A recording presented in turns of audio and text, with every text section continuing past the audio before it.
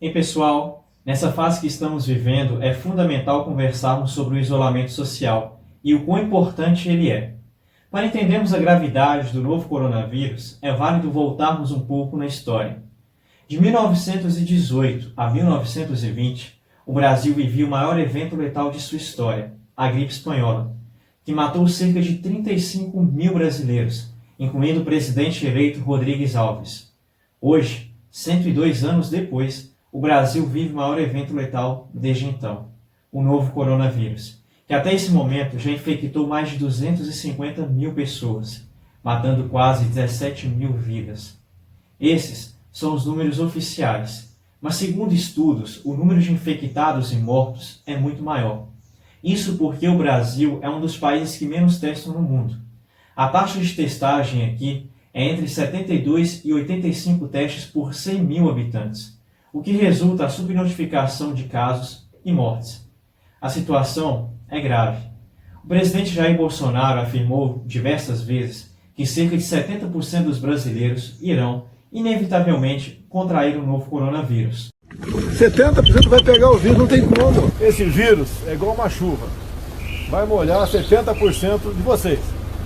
Por isso, a melhor estratégia seria que as pessoas voltassem ao trabalho, mantendo em quarentena apenas os grupos de risco, o chamado isolamento vertical. O que precisa ser feito? Botar esse povo para trabalhar, preservar os idosos, preservar aqueles que têm problema de saúde. Mais nada além disso. A questão é, esse argumento não se sustenta por vários motivos. Em primeiro lugar, é difícil isolar apenas algumas pessoas. Pense na realidade dos idosos que moram com os filhos ou os netos em casas pequenas, dividem o mesmo banheiro, o mesmo quarto. Em segundo lugar, se os mais jovens voltarem à escola ou ao trabalho e tiverem contato com o coronavírus, vão trazer a doença para dentro de casa. É muito complexo pensar em um isolamento vertical na realidade brasileira. Estaríamos colocando a vida de milhões de idosos em risco. E o problema não para por aí.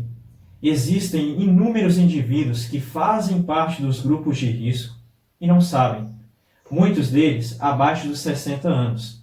De acordo com várias instâncias importantes da saúde, milhões de brasileiros convivem com doenças como hipertensão, diabetes e síndromes respiratórias e sequer fizeram o diagnóstico, o que é assustador.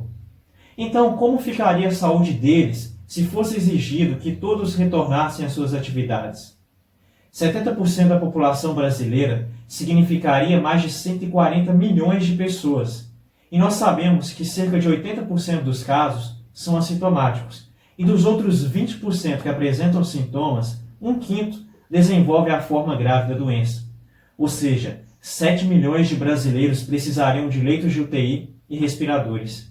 Imagina o que pode acontecer se todos esses 7 milhões de brasileiros contraírem o vírus no mesmo período de tempo.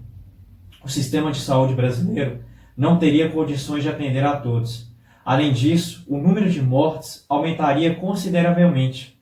Para vocês terem uma noção, a taxa de letalidade, ou seja, o número de mortos entre os infectados nos países que mais fazem testes no mundo, gira em torno de 2%. Trazendo esse número para o Brasil, as mortes chegariam a quase 3 milhões de pessoas.